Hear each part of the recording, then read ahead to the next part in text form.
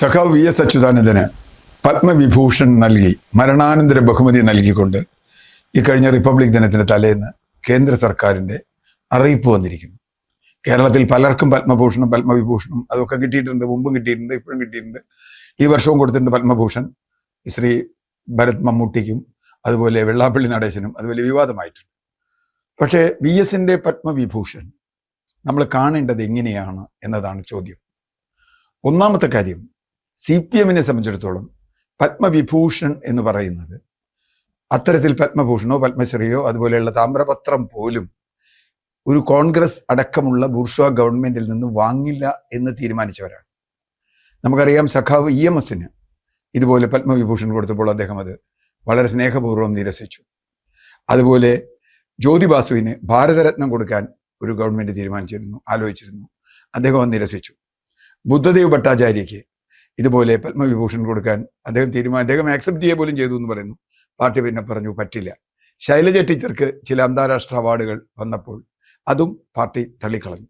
എന്ന് പറഞ്ഞാൽ ഇത്തരത്തിൽ സ്ഥാനങ്ങൾ, ഇത്തരത്തിലുള്ള അവാർഡുകൾ സ്വീകരിക്കേണ്ടതില്ല എന്നതാണ് പാർട്ടിയുടെ ലൈൻ, ഇതുവരെയുള്ള ലൈൻ. ഇപ്പോൾ സഖാവ് VS-ന്റെ പത്മവിഭൂഷൺ സ്വീകരിച്ചതിന് പാർട്ടി പറയുന്ന ന്യായീകരണം, സഖാവ് VS മരിച്ചു കഴിഞ്ഞാൽ പിന്നെ പാർട്ടിക്ക് ഉത്തരവാദിത്തമില്ല, പിന്നെ ഉള്ളത് കുടുംബത്തിനാണ് എന്നാണ്. അങ്ങനെയാണോ? സഖാവ് VS-ന് പത്മവിഭൂഷൺ കൊടുക്കുന്നത് അദ്ദേഹത്തിൻ്റെ കുടുംബ പാരമ്പര്യം നോക്കിയാണ്?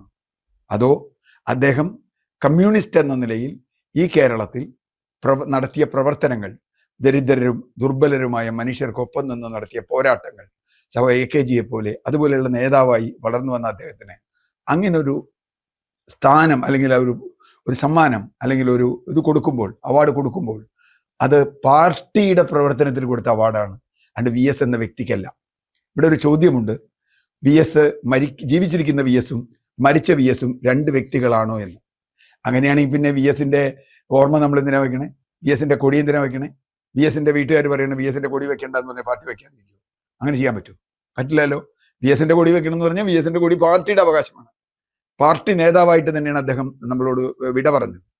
ആ വിട പറഞ്ഞ ആളെ ഇപ്പോൾ പാർട്ടിക്കാരൻ പോലും അല്ലാതാക്കി കുടുംബത്തിന്റെ സ്വത്താക്കി മാറ്റുക എന്ന് പറയുന്നത് പാർട്ടിയുടെ ഇരട്ടത്താപ്പാണ്. അത് വളരെ കൃത്യമായും ഇന്നത്തെ പാർട്ടിയുടെ ലൈനാണ്. ഇതുകൊണ്ട് രണ്ട് ഗുണങ്ങൾ പാർട്ടിക്കുണ്ടാവും. ഒന്ന്, VS-ന്റെ വില ഇല്ലാതാക്കുന്നു എന്നുള്ളത് തന്നെയാണ്. VS-ന് വില ഇല്ലാതാക്കുന്നു. VS ഇപ്പോൾ ഒരു കുടുംബത്തിന്റെ പ്രോപ്പർട്ടിയാണ്. അങ്ങനെയാണ്. അങ്ങനെ ആക്കുന്നത് വഴി VS നിസ്തേജനാവും. അത് മരിച്ച VS. നമുക്കറിയാം, കേരളത്തിൽ VS-ന്റെ വിലാപയാത്രയിൽ പങ്കെടുത്ത ലക്ഷക്കണക്കിന് മനുഷ്യർ ഏതർത്ഥത്തിലാണ് അതിനോട് പ്രതികരിച്ചത്. പാർട്ടിക്ക് അതിനോടൊക്കെ ദേഷ്യമുണ്ട്, നമുക്കറിയാം. പാർട്ടിക്ക് അങ്ങനെ വന്നതിന് ഇഷ്ടമായില്ല എന്നൊക്കെയുള്ള അതിൻ്റെ കഥയൊക്കെ പുറത്തു വന്നിട്ടുണ്ട്. പക്ഷെ പ്രശ്നം അതല്ല. VS ഇപ്പോഴും ജനങ്ങളുടെ മനസ്സിൽ ജീവിച്ചിരിക്കുന്നത് ഒരു പോരാളിയായിട്ടാണ്, കമ്മ്യൂണിസ്റ്റ് ആയിട്ടാണ്. ആ കമ്മ്യൂണിസ്റ്റിനെ അപമാനിക്കുന്ന തരത്തിലാണ് ഇത് വാങ്ങാൻ തീരുമാനിച്ചതും. പാർട്ടി പറയണമായിരുന്നു ഇത് വാങ്ങരുത് എന്ന് പാർട്ടിക്ക് പറയാം. കാരണം VS കുടുംബത്തേക്കാൾ പാർട്ടിയുടെ സമ്പത്താണ്. രണ്ടാമത്തെ കാര്യം, ഇതിൽ വളരെ കൃത്യമാണ് കേന്ദ്ര സർക്കാരുമായി ഉള്ളൊരു അഡ്ജസ്റ്റ്മെന്റ് അല്ലെങ്കിൽ അന്തർധാര എന്നൊക്കെ നമ്മൾ സിനിമയിൽ പറയുന്ന പോലെയുള്ള അന്തർധാര ഇവിടെ വളരെ പ്രകടമാണ്. കേന്ദ്ര സർക്കാർ അങ്ങനെ കൊടുത്താൽ നാളെ പിണറായി വിജയന് കൊടുത്താലും അദ്ദേഹം അത് സ്വീകരിക്കുമെന്ന് തന്നെയാണ് ഞാൻ വിശ്വസിക്കുന്നത്. കാരണം അല്ലെങ്കിൽ VS-ന് കൊടുത്താൽ സ്വീകരിക്കരുതല്ലോ. അപ്പൊ തീർച്ചയായിട്ടും ഇവിടെ ആ ഒരു അന്തർധാരയുണ്ട് എന്ന് ഉറപ്പിച്ച് പറയാൻ കഴിയും. മോഡിയോട് നോ എന്ന് പറയാൻ പിണറായി വിജയന് കഴിയില്ല. അത് അറിഞ്ഞുകൊണ്ട് തന്നെയാണ്, അല്ലെങ്കിൽ ആ ഒരു ധാരയുടെ ഭാഗം തന്നെയാണ് ഇത് കൊടുത്തതും. ഇത് കൊടുക്കുമ്പോൾ സംസ്ഥാന സർക്കാരാണല്ലോ പേര് പ്രപ്പോസ് ചെയ്യേണ്ടത്. കേരള സർക്കാരിന്റെ പ്രപ്പോസൽ ലിസ്റ്റിൽ സഖാവ് VS-ന്റെ പേരുണ്ടായിരുന്നു എന്നതാണ് ആദ്യത്തെ ചോദ്യം. അല്ലാണ്ട് VS-ന്റെ കുടുംബം പോയിട്ട് ഞങ്ങൾക്കൊരു പത്മഭൂഷൺ തരണം, എൻ്റെ അച്ഛന് കൊടുക്കണം എന്ന് പറഞ്ഞാൽ മറ്റേ അരുൺകുമാറോ ആരെങ്കിലും പോയി പറഞ്ഞാൽ കൊടുക്കൂലല്ലോ. അപ്പൊ കൊടുക്കേണ്ടത് ആരാണ്? കൊടുക്കേണ്ടത് കേരള സർക്കാരാണ്. പിണറായി വിജയൻ നേതൃത്വം നൽകുന്ന സംസ്ഥാന സർക്കാരിന്റെ ലിസ്റ്റിൽ സഖാവ് VS ഉണ്ടായിരുന്നു എന്നതാണ് ചോദ്യം.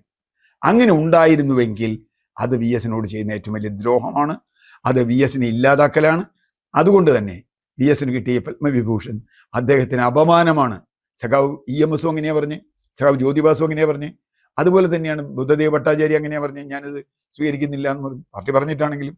അപ്പൊ തീർച്ചയായിട്ടും ഇവിടെ വളരെ വളരെ അപകടകരമായ ഒരു രാഷ്ട്രീയം ഇതിന്റെ പിന്നിലുണ്ടെന്ന് ഞാൻ കാണുന്നു. അതിനോട് സമാന്തരമായാണ് നമ്മൾ വെള്ളാപ്പള്ളി നടേശനെ പത്മഭൂഷൺ കൊടുത്തതുമായിട്ട് ചേർത്ത് കാണേണ്ടത്. അങ്ങനെ കാണുമ്പോൾ വെള്ളാപ്പള്ളി നടേശൻ കേരള മുഖ്യമന്ത്രിയുടെ നവോത്ഥാന നായകനാണ്. അദ്ദേഹം എല്ലാ തരത്തിലുള്ള വർഗീയ വിഷം ചീറ്റുന്ന പ്രസ്താവനകൾ നിരന്തരം നടത്തിക്കൊണ്ടിരിക്കുക.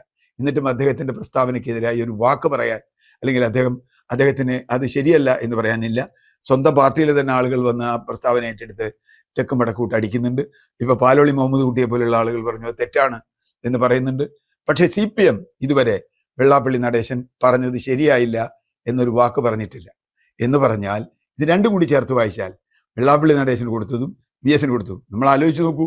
വെള്ളാപ്പള്ളി നടേശനും VS ഉത്തര ദക്ഷിണ ധ്രുവങ്ങൾ പോലെ ഇരുന്ന ആളുകളാണ്. വെള്ളാപ്പള്ളി നടേശനെ ജയിലിലാക്കും എന്നാണ് VS അന്ന് പറഞ്ഞത്. കാരണം കളവ് നടത്തിയ ആളുകൾ, മാത്രമല്ല വളരെ വലിയ വർഗീയ വിഷം ചീറ്റുന്ന ആൾ. അതുകൊണ്ട് VS കിട്ടുന്ന അതേ സമയം എന്താ പറയുക, ഇദ്ദേഹത്തിന് കൂടി കിട്ടുന്നു, വെള്ളാപ്പള്ളി നടേശനും കൂടി കിട്ടുന്നു. ഒരു V കുറവുണ്ടെന്ന് മാത്രമേ ഉള്ളൂ. പത്മവിഭൂഷൺ പോയിട്ട് പത്മഭൂഷണായി എന്നത് തന്നെ സഖാവ് VS വിപ്ലവ സ്മരണകൾക്ക് അപമാനകരമാണ് എന്ന് പറയേണ്ടിയിരിക്കുന്നു.